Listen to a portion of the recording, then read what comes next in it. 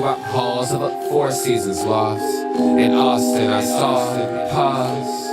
My eyes crawled to a table. Paralyzed by pairwise dice, then attend to this heaven slice of an angel wrapped in skin. Throw dice and woes of life. Love your pride, look at her vibe. What's the meaning of life? One subjective paradise. Crystal chandeliers, motives reflected. Often mirrors appear clear, grinning from ear to ear.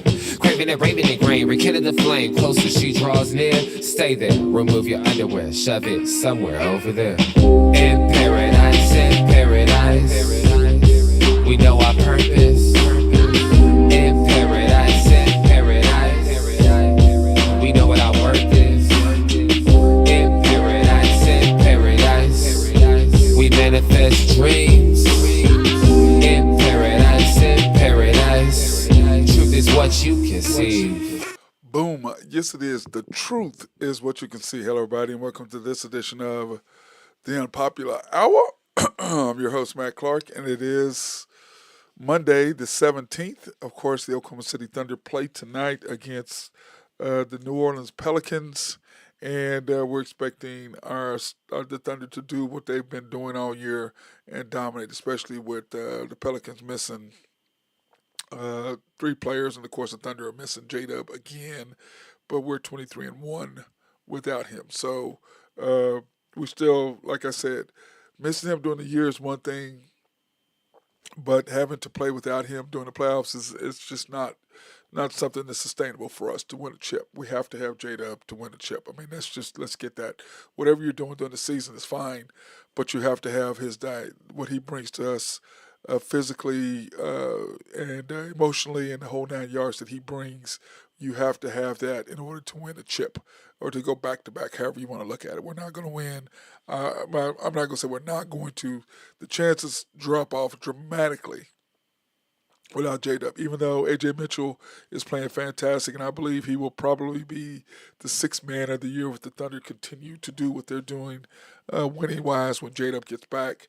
But you can see that doesn't necessarily mean anything, because when you look at the San Antonio Spurs, when they got De'Aaron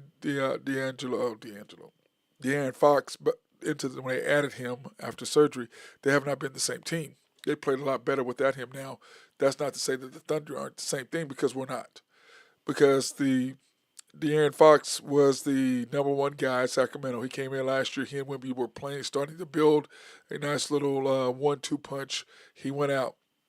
Now Vassell and everything that they've added to since then has been completely different. And De'Aaron Fox being out, they developed a chemistry without him. And then now he's come back, and they're trying to figure out how to win with him. And I think the same thing a little bit is going to happen with the Thunder, just a bit, trying to figure out how does J-Dub fit in.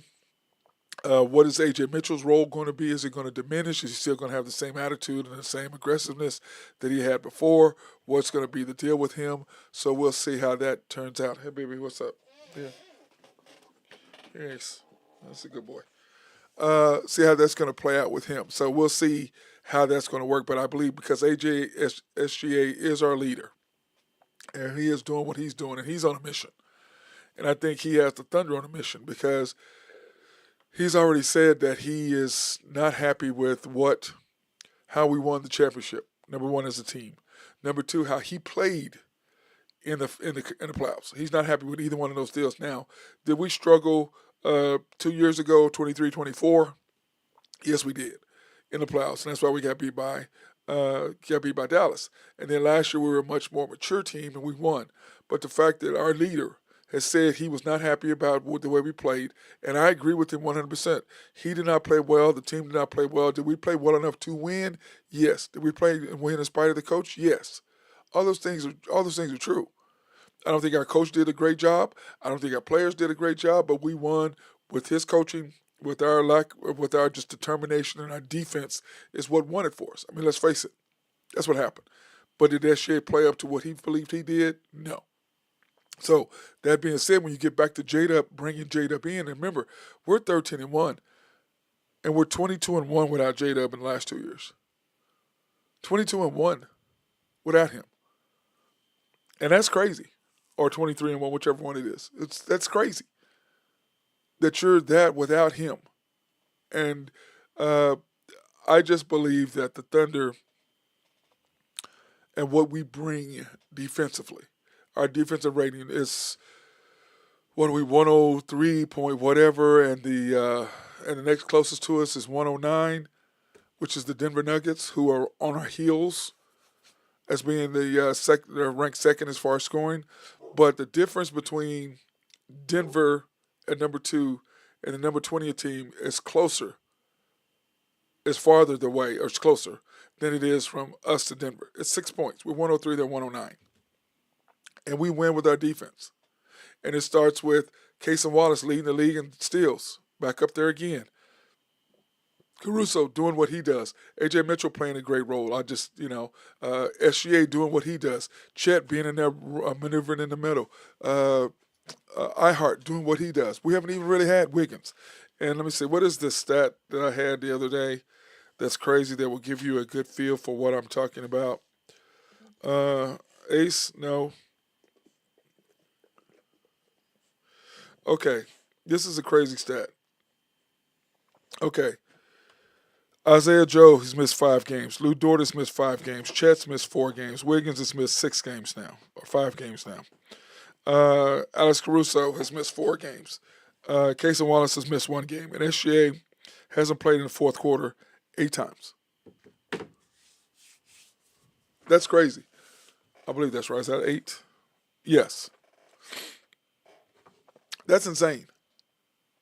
And I'm doing a over-under what SGA is, what he's going to be. Ace has got it figured out now. He goes, if he will bug me while I'm on the air, uh, if he'll bug me while I'm on the air, I'll give him treats because I don't have time to play with him and do the show too. He's a smart ass. He's a good boy though. It's my baby.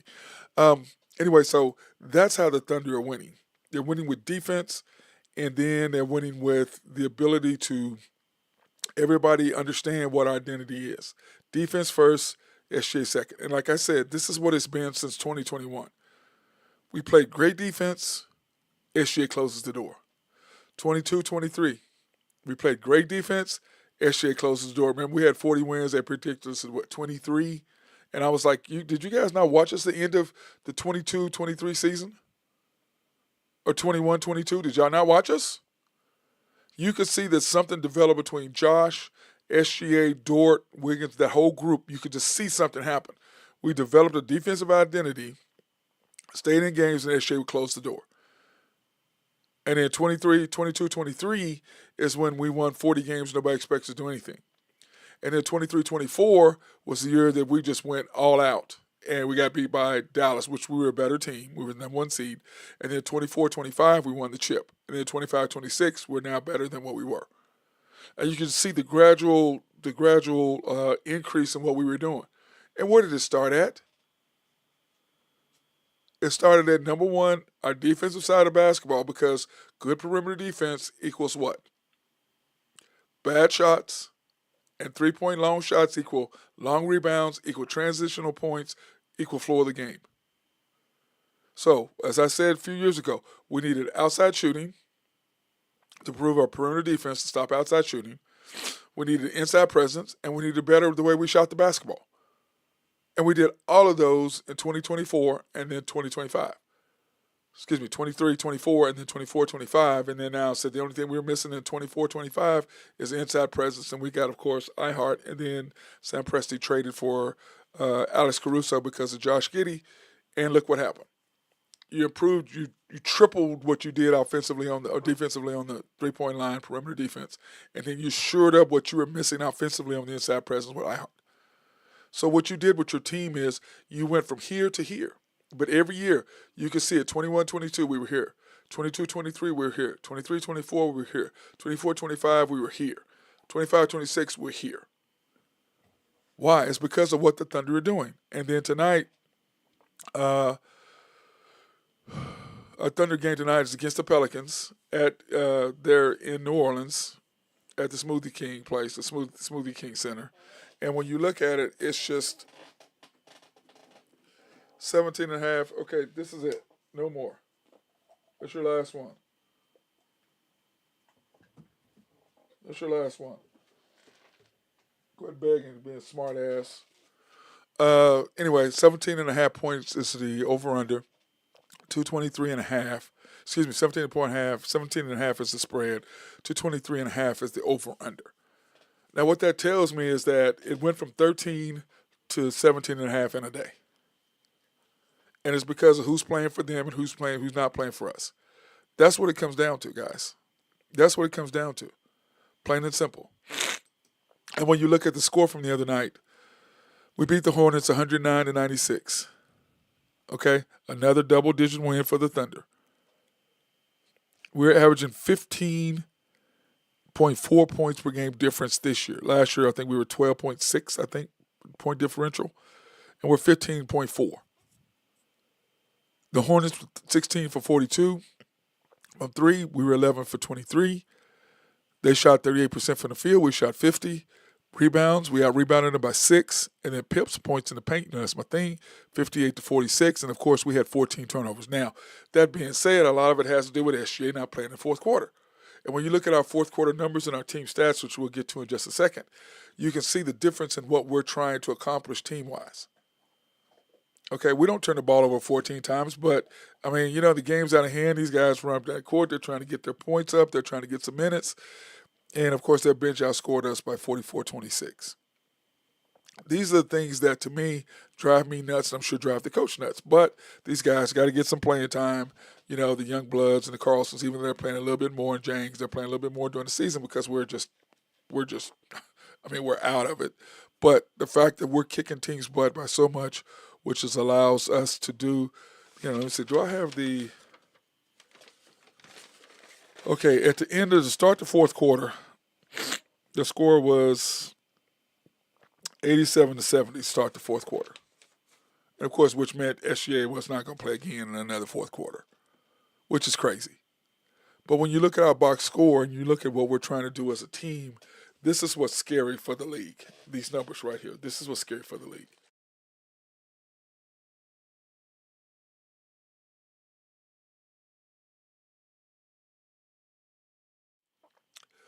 iHeart, 12 points in 30 minutes. 6 for 10, 11 rebounds, another double-double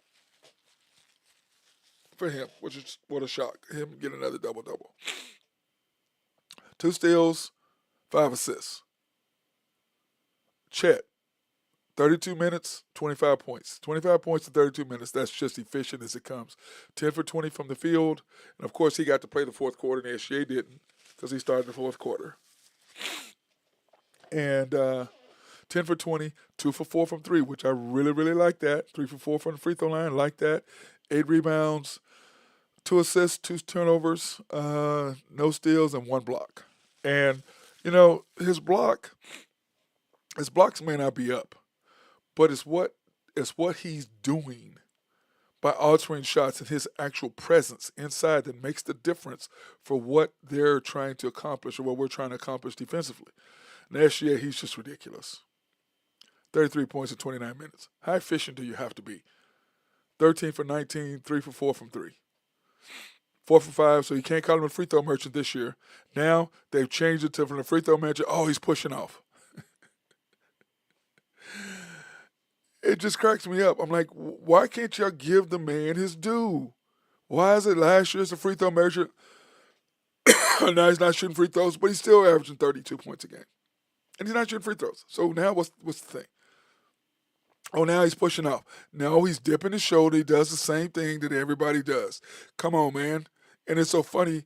Everybody who says that are either women who don't know the NBA game or guys who didn't play. There's only 2 people saying that. You'll hear Richard Jefferson say, hey, that's just the way it is. Boom. Wish I could do that. And guys who played understand how it works. People who didn't, they just come up with stuff. They come up with whatever narrative in order to get them clicks and likes. It drives me freaking insane. Just give the man his due. 13 for 19, 3 for 4 from 3. 7 assists, 4 rebounds, 2 steals.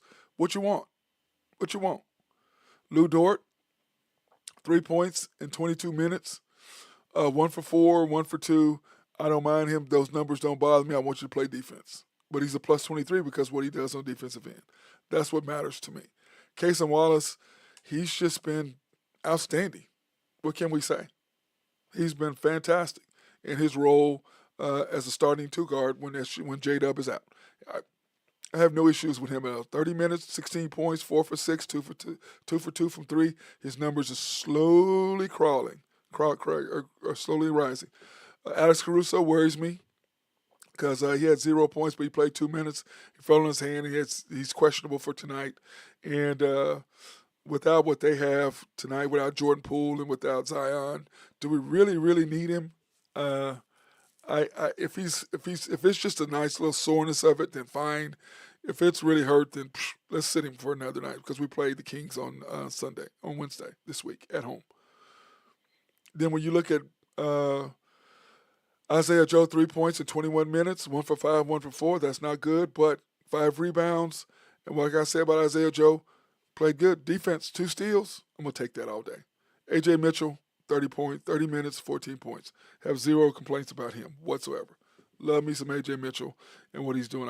Like I said, my only thing with him, I want him to pass the ball more, and I have not changed that. I still think that that's my only issue with AJ. But when you look at our team overall, outstanding. Free throw line, 80%, 46% from three, 51% from the field. You can't complain. You cannot complain at all. Now, when you look at the Thunder's next 10 games, because we talked about tonight, we're at the Smoothie Center. The game will be on FanDuel. Okay, 7 o'clock tonight. And we're favored by 17.5. It should be another double-digit win. Should be. But if you take them a little bit lightly and you let a team get like we lost to Portland, with the lineup starting second quarter, dude, you got, coach, my issues with him have been the same. I was arguing with someone the other day. I wasn't arguing with him, but he goes, we're third. I said, listen, the way you look at the game and the way I look at the game are not the same. They're just not. I don't look at the game like the average person. I'm looking at what are we doing, how are we winning, what's going on. That's how I look at the game, plain and simple.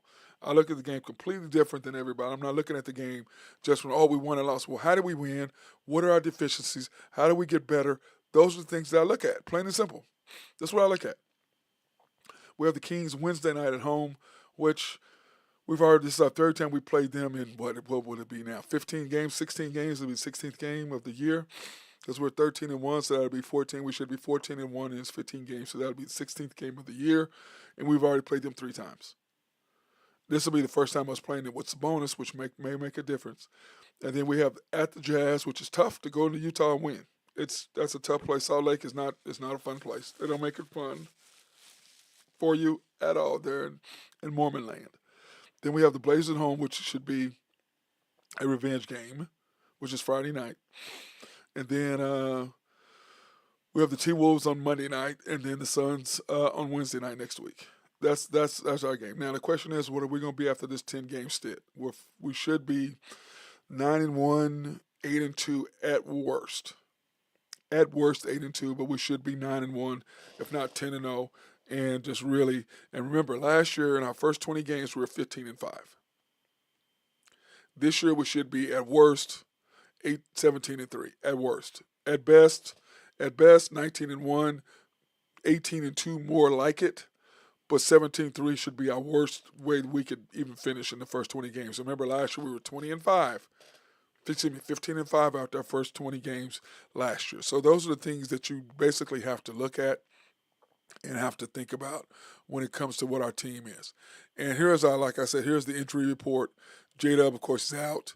He should be back pretty soon. Caruso's questionable with his hand soreness. Remember, he only played a couple minutes now. My thing is, and only they will know, how bad is it? I mean, was it a precautionary tale the other day? Did we get him? I'm sure we got an MRI to see what it is, and hopefully he's not going to miss very many games. Let's hope. Wiggins, of course, is out with an abductor strain. K. Rich has been out with knee surgery. Can't wait to get him back. And then Topic with his testicular cancer going on. Let's wish him the best and be praying for him. And, of course, Sober, of course, is out with knee surgery towards ACL. So we'll see how he does. And then, of course, here's our shooting percentage for this year thus far. This is as of today. And remember, I told you that what we do is every Monday, try to do Monday, Wednesday. Well, we won't do Wednesday this week. We'll do Monday, Friday.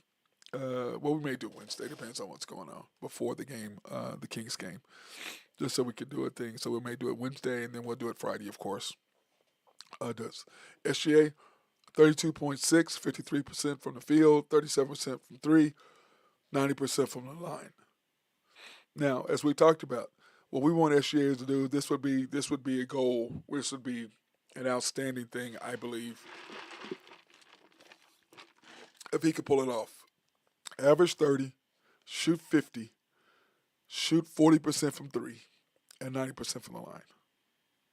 I think only Steph Curry's done that. Maybe one or two other people have done that. Average 30, shoot 50% from the field, 40% from the line, 90. So that's 50, 40, 90. By average, still averaging 30. That's crazy. And he can do that. And remember, this will be his fourth year averaging 30 and shooting 50. Michael Jordan did the run of 5 straight years, and this will be SGA's fourth. Right now, they're the only two that ever do it 3 times. So he and Michael Jordan will be the only two to do it 4 times. And then next year he has a chance to do it again by shooting 50. And I don't see that. I don't see that changing. And then of course SJ is on his uh, 86th game. This will be the 87th game that he has scored um, 20 points or more in a row. So let's look for him to do that. Chet, 19.3, 57% from the field, almost 40% from the line. He can do 50, 40, 90 by averaging 19. That would be great. Chet would be 20. If he could do 20, 50, 40, and 90, that's a huge accomplishment for Chet. A.J. Mitchell, 16.7, 45% from the field, 34% from three, 92% from the line. My only thing with him is I want him to get better from shooting threes. Dude, you're getting wide open looks. You're getting wide open looks. I think he should be shooting better than that. If he could just catch it, just get to a spot and shoot, and J-Dub really got really good, and that's where the Thunder got dangerous, is when he just said, give the ball to SGA, let him do his deal. He hit me, I can hit the wide open shot, hit the three, or be able to attack the basket while somebody's running at me. And if you're knocking down the outside shots, part of what I teach my kids, if you're knocking down outside shots, then you can, as a guy runs at you because you just made a couple and you're a shooter, you can pump fake and go right on him and then put the pressure on the defense, either shoot a floater, teardrop, scoop move to the basket, reverse, make an alley-oop pass, or hit somebody cutting.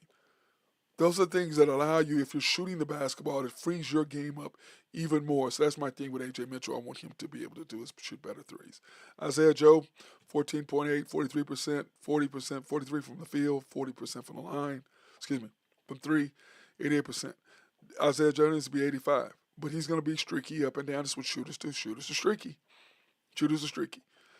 Wiggins hadn't played. He's not going to play again tonight. Ihart, 12.7 points a game, 69% from the field, 66% from the free throw line. Like I said, that doesn't bother me because I saw where his free throw shooting went up in the playoffs last year. Remember, that's the one thing that bothered me going into the playoffs. And he totally just blew my mind on that and made his free throws when they counted in the playoffs. Cason Wallace, what can you say? 8 points a game, 41% from the field, 38% from three, 90% from the line. He's just getting better. He is just getting better. And I think the more he knocks down that three, which allows him to show some of his athleticism by going to the basket and dunking on people, that's gonna be great. And do we need to pay him? Yes. Let's go ahead and give him his $90 million or $120 million for 4 years or whatever it is, 140 for 5 years, whatever the number is. We already know what it is. Let's give it to him and move on down the road because he could be Dort's replacement. Lou Dort, 6 points a game, 31% from the field, 21 from three. Lou, we got to have you doing better than that. And like I said, all I want Lou Dort is him trying to go to the basket and do all the stuff he was doing. He hadn't played. He's trying to take people off the dribble. What the hell are you doing? What are you doing? Yeah, I'm not going to play you if you're doing all that. Just knock down your threes, play great defense, score in transition. Please, don't try to do anything more than that. Caruso, he's Alex. Love him. 8 points a game, 38% from the field, 37% from three.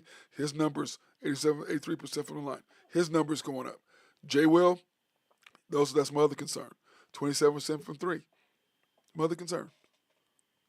Right there. And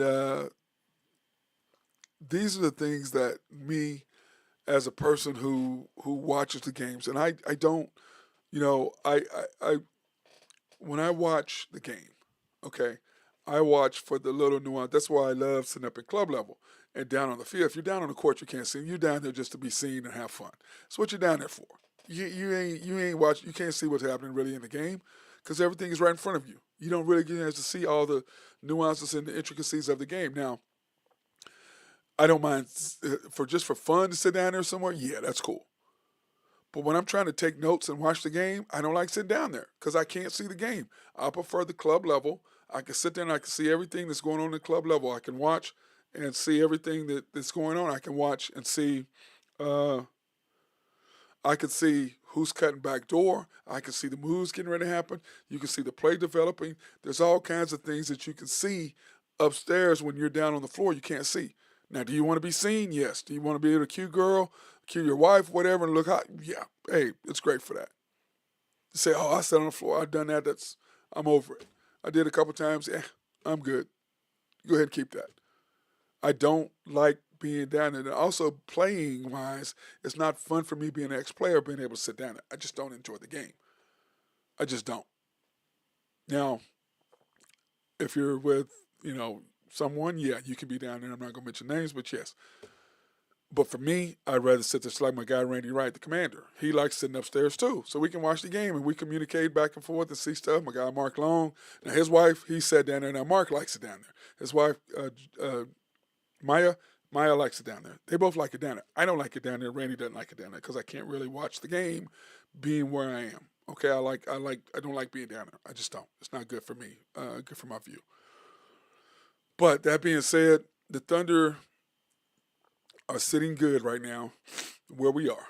Okay, we have a huge game tonight, and these are the games that you have to patch your stats by getting a double-digit win. Another game, SGA does not play the fourth quarter, and I'm going to say right now we're getting ready. I'm going to do a little deal this afternoon. The question of the day is, we may do it tomorrow after the game, depending on I might do it tomorrow. The question of the day is going to be, what's the over-under in SGA? At first, it was 14.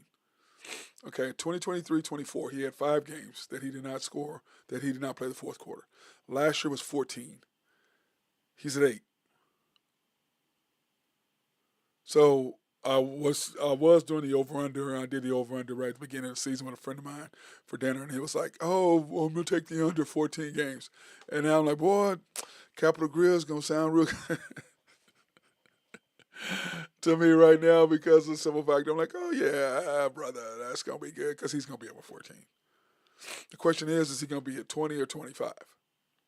So I'm trying to do something that's going to be, because let's face it, it's a long season. Now we're on a ridiculous tear right now, and we're kind of getting a lot of our games out of the way easy. And against the East, what are we, 22 straight? I don't think we've won against the East. Yeah, I believe it's 22 straight games against the East, which may be, if not one of the all-time records, close to the all-time record for the most games against one conference. Because I know last year we broke the record, we set the record because we lost to the East, I think once, twice last year, something crazy. I'll have those numbers down for you. But anyway, that's when I look at our team, but it separates and it starts on defense. Everybody's bought in, and defense is about heart. You have to have the heart to play defense. I used to tell my kids, defense is something that's going to separate you because in late games, you got to be able to get stops. You got to know what they do. You got to be able to get stops at the end. And that's what we've done since 21-22. We got stops. SGA closed the door. 22-23, we got stops. SGA closed the door. 23-24, we got stops. SGA closed the door. 24-25, we got stops. SGA closed the door. Except when the coach stepped in and opened the door for us to get beat. 25-26, playing great defense. SGA closing the door. Now, are other people contributing to the closing of the door? 100%. Don't get me wrong.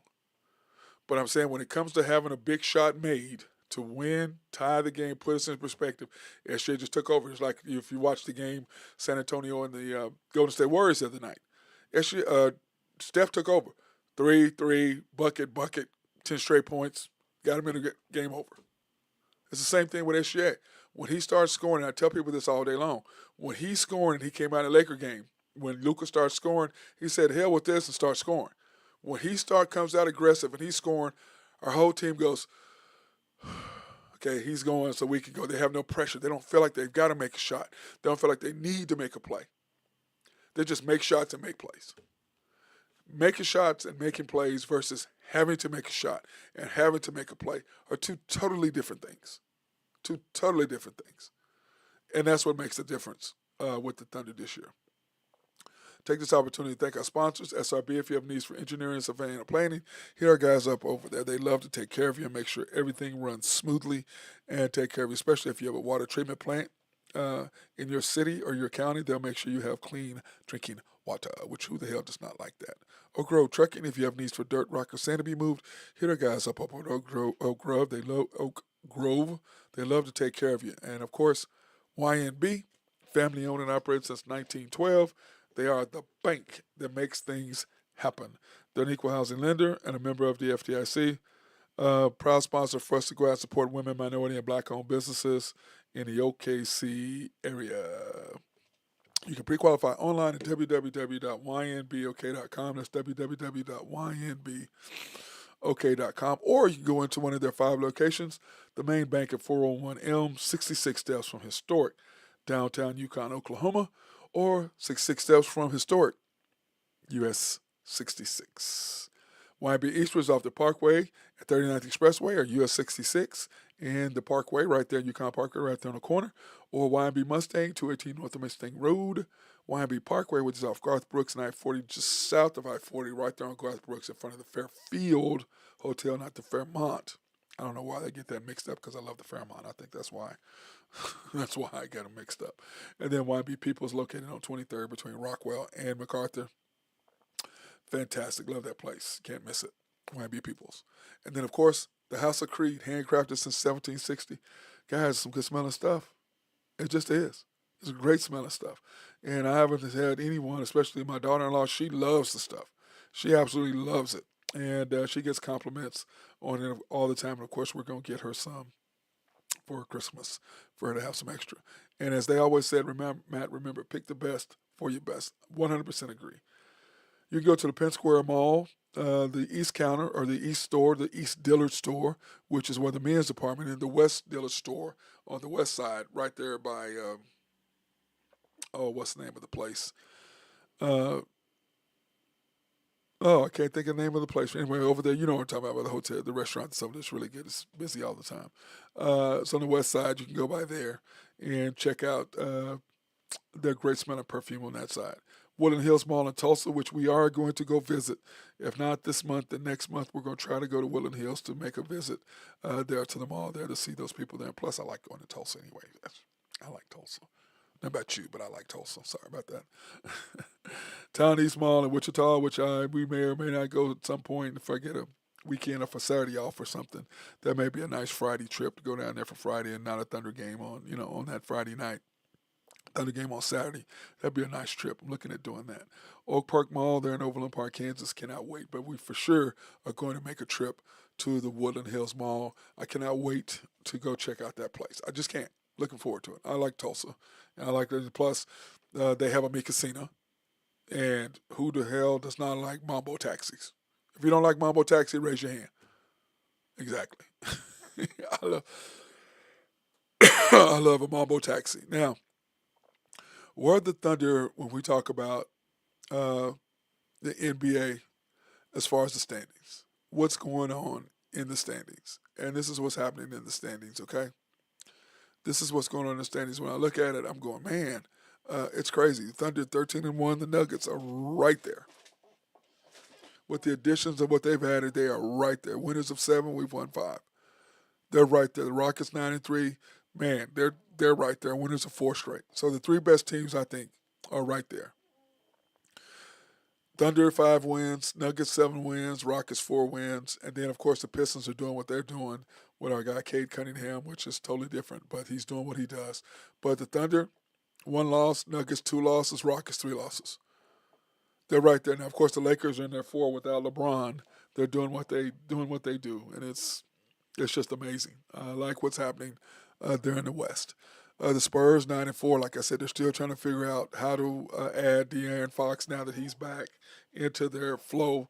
And it's going to take a little bit because players are going to have to take a back seat. Just like when J Dub gets, like I said earlier, when J Dub gets back, AJ is going to have to take a back seat. Chet's not going. He's going to average what he's going to average. Period. But everybody else's average is going to go down. Isaiah Joe's average is going to go down. It is what it is. Cason's going to be right where it's at, probably. Caruso's going to be right where it's at.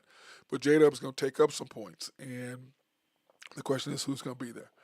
Who's going to go down? But, I mean, the Lakers 10-4, the Spurs 9-4, the T-Wolves 8-5, the Warriors 9-6, which I don't worry about them like I've said about them. I don't worry about them as much. Suns 8-6, that's going to be a good thing to see them. We haven't seen them this year, so I'm interested to see what they do. They're Blazers 6-7, Jazz 5-8. And I wonder if Wednesday night is a cup game for us, because I wanted to see what our new court is going to look. I've seen it on camera. I mean, on pictures, but I haven't seen what our new court is going to look like. So I'm interested to see what our court is going to look like for that. Let me see. Okay, the Thunder, we're 1-0. The Timberwolves are 2-0 in their brackets. When's our next cup game? Let me see. Is it Wednesday?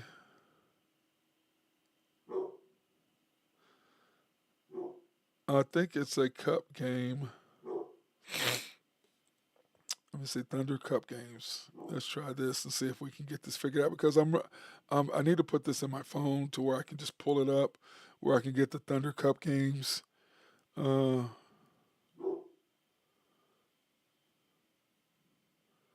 and see who we play and when because I think that's gonna make a difference. I want to know who we play and when.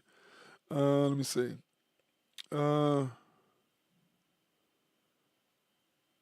okay, Utah on the 21st is our next Cup game. Then the Timberwolves on the 26th and the Suns on the 28th. So I don't know why we're not doing that, but the 21st is our next Cup game. Okay. I mean, excuse me. The 21st against the Utah Jazz, which is coming up like this week. I think it was a Friday. Yeah, it was Friday night because we play the 19th. We play the Kings the 19th and then the 21st. So Friday night is going to be a cup game, which I think we have to win. And then, of course, on that following Wednesday, we have the Timberwolves for a home game. Oh, excuse me, yeah, Wednesday and Friday. So we've got three big cup games coming up pretty soon. But when you look at the schedule, like I said, when you look at the conference standings, it's pretty tight. The Pistons right there in the East, 11-2, Knicks 8-4, Cavs 9-5, Hawks 9-5, and they're doing this without Trey, by the way. Which the question is, how long can they really keep that up without Trey? But they're playing really good without him thus far. Raptors, Sixers, Bucks, Heat, Bulls. The Bulls losing 5 in a row, Heat 2 in a row, Bucks and Sixers each lost one, which doesn't mean anything. But the Bulls started out great at 5-1. They've come back to earth now, losing 5 in a row. Excuse me, they were 6-1, and they've lost 5 in a row. So now they're 6-6. So they're coming back to earth and what they and who they really are at this particular point. So my Monday power rankings are this simple. I've got the Thunder, of course, our Thunder at 1, the Nuggets at 2, the Rockets at 3, the Pistons at 4, Knicks at 5, Cavs at 6, Lakers 7, Warriors 8, the Spurs 9, and the Bucks 10. And I have the Spurs 9 because, like I said, I think they've got to figure out the whole De'Aaron Fox, figuring out how does he fit in, who's going to take back, and when to take shots, when not. But De'Aaron Fox, to his mind, he's a closer, not Wimby, and he may have to go from being the man to the second. And I don't know if he can be a Robin, but that's maybe what he's going to have to be to get that done, to be a Robin. That's kind of my take on what he's going to need to do to make that transition work for the Spurs because I don't know if he can continue to was it well he can continue to do what he's doing. I think you have to say, okay, Wimby's the guy, and at the end of games, I'm going to give the ball to Wimby and let Wimby do his thing, and then I'm going to figure out how do I give him the ball And how do I work separately from him? That's what's going to have to happen. Is that possible? Oh, 100%. And he's going to have to make that decision at some point to figure out that Wimby's the guy, not me, and uh, that I can work off of him instead of being the man and being the closer. Because in the in the Golden State Warriors game, he took the final two shots, last two possessions in a row, and in his mind, he just came off the injury. I'm the guy, and you got to think that, but you also got to understand how the game is played. Now he has been the best closer the last 2 years, without question. And I think SGA was, but that's just me shooting 61% in the final 2 minutes to go ahead and win by. But it is what it is. I still think SGA is the best closer, but that's just me. And you just look at how many games he wins for us, how many games that when there needs to be a big basket to separate us or to close the door, that's usually him. And De'Aaron Fox, that was usually him when he was in Sacramento. And then when he transferred over, he started doing that. But like I said, Wemby got hurt at the end of the year, so they've never really developed the chemistry that they need to develop. And like I said, when you look at Oklahoma City Thunder, J-Dub and SGA started developing them. J-Dub was giving up the ball to SGA and let him go ahead and close the door.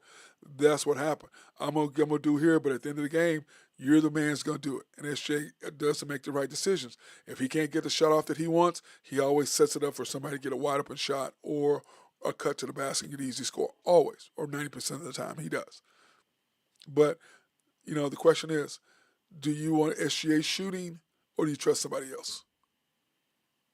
Would you rather him shoot the ball or would you rather somebody else? That's the decisions you ultimately have to make as a player.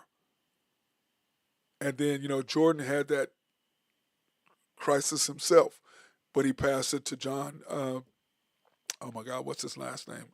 Number 5 for the Bulls, and then of course he passed Steve Kerr to win it afterwards, in the second three-peat. So those are things you have to develop and have to decide. Now, Shea is very good at getting to a spot and then making a pass if the team is going to double to him and he can't break the double team and split the double team or whatever. And as I've said before, splitting a double team is not that hard. It's just exhausting because you have to take that quick first step to get through the double team. When teams used to double team me, I just laugh. I'm like, because I back up, and I just wait for them to give me that opening because I know once I make a move, you can't go two directions at the same time. Once they make that move, split the double team. And I teach my kids exactly the way to do it. You split the double team. It's not hard, but it takes up energy. All you got to do is fake one way, and you can split them, or you can fake one way and go around one way or the other. It's not hard, but it takes energy. So early in the game, you give up the ball. Late in the game, you go around them and score. Because once you break it, it's then now 5-on-3 or 5-on-4.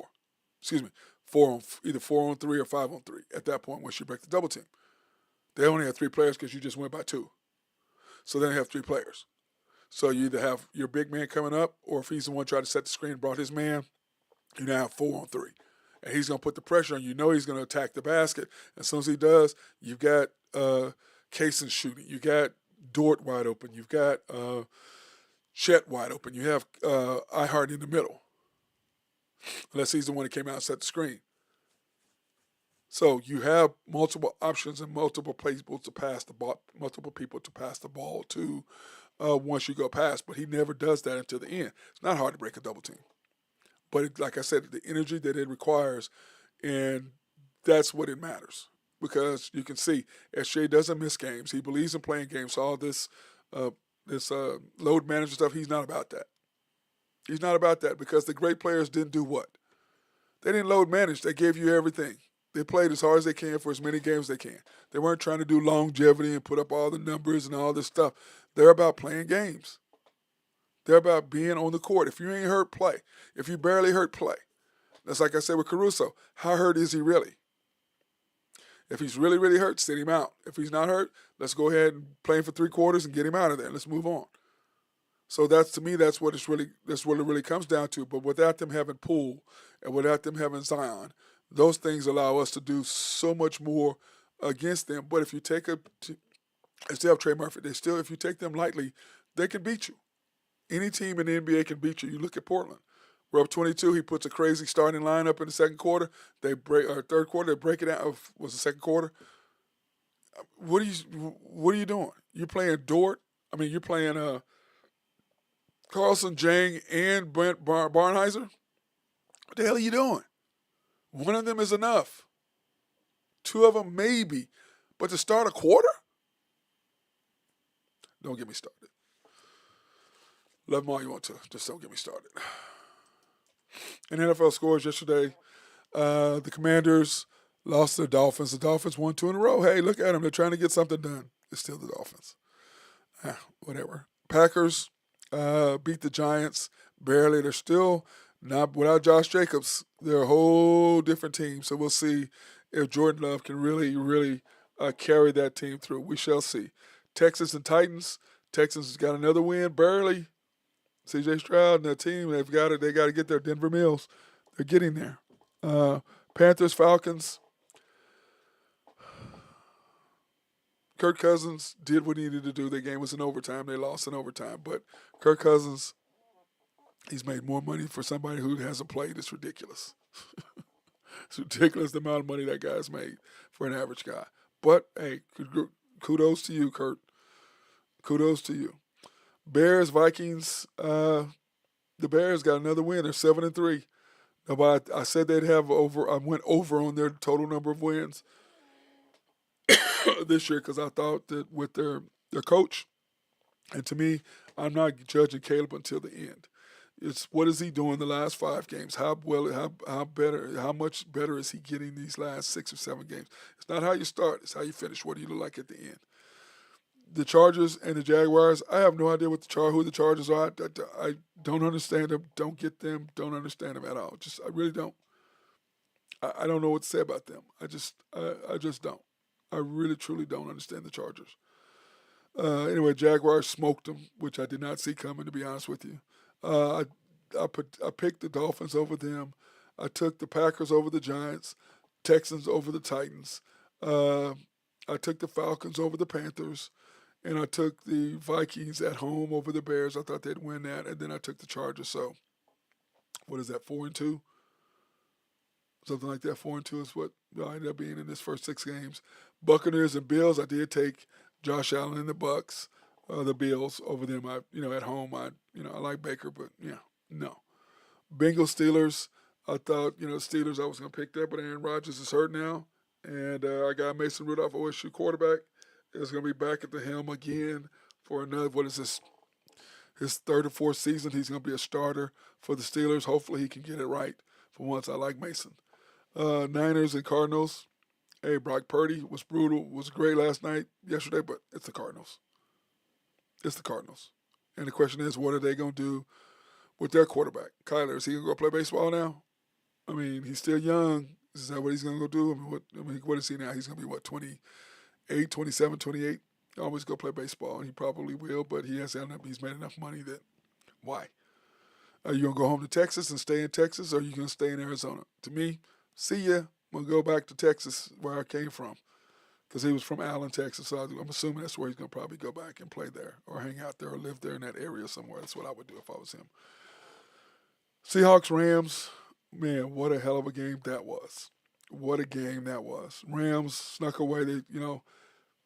Sam Darnold, 4 interceptions. You only lose by 2. 4 interceptions, you only lose by 2.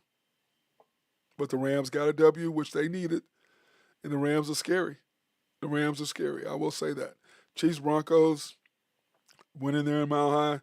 Chiefs, it looks like their win total is coming to an end, or their streak winning the West is coming to an end. They're now 5-5. They're struggling, but, who knows is what's going to happen. It's still early. And then, of course, the Ravens and Browns. Ravens 23-16. And I'm going to say this I saw I think it was Colin Cowherd talking about not getting any reps and all of that and how none of that matters. And, Josh Dobbs came in and all of that. Well, I'm going to say this. As a player, and even the offensive line said, they had never heard his cadence one time the whole season. Not one time until the other night. You have to know the cadence. That matters. But once again, this is somebody who is not an athlete, who has their opinion.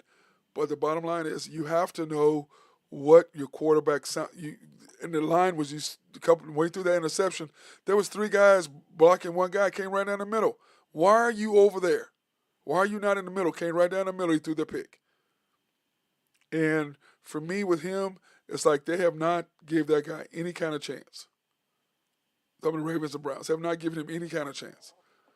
And I just think that's just, then for you to say, oh, well, this guy came in, this guy came in. Well, these guys are veteran quarterbacks. This is a rookie who hadn't got one snap, hadn't thrown the ball to him one time. And it's like he said in the press conference, hey, I get to throw these guys, haven't thrown to them all year. Now I get to know what they do and where they like the ball. I get to throw to them now. Maybe. But once again, it's the Browns and Stefanski and them. I'm sorry. I'm out. I'm out. Eagles 16-9. That pass interference at the end of the game, they need to have some sort of either referees, like I said, it's they're talking about the referees need to be full-time employees. How are you going to, so that would be from August, September, October, November, December, January. So 6 months, you're going to pay somebody a full salary for okay, let's say 7 months of the year, full salary. And in 5 months they're not, nobody's doing it. I mean, that's crazy. That's throwing away money. Now, do they need to get better referees or they need to figure out some way to overturn that? Well, I mean, because that could have been either way. Either way. And was the pass catchable? I don't know if it was. He did grab his hand, but he was grabbing him too. So, but for you to call that in that situation, that's my problem with officials. If it's a clear, like the Kansas City and Super Bowl, that was a clear hold. He even said it was a hold. That if it's something that's just clear and yeah, that's a hold. But for that the other day, I mean, come on, guys, you need to have some sort of review or some way that could go into the box. But they weren't going to overturn it anyway. They're not going to overturn a guy. Remember the Rams against against the Saints. He didn't even turn and look at the ball and grab the receiver with his back to the ball. Ball hit him in the back. And that's not a pass interference. But this was. I'm sorry. I don't know. Like in the NBA, you get October. So let's say October, even though they start probably in September. You get October, November, December, January, February, March, April, May, June. And then July. So that's 10 months of the year. Really, not 11 months if you want to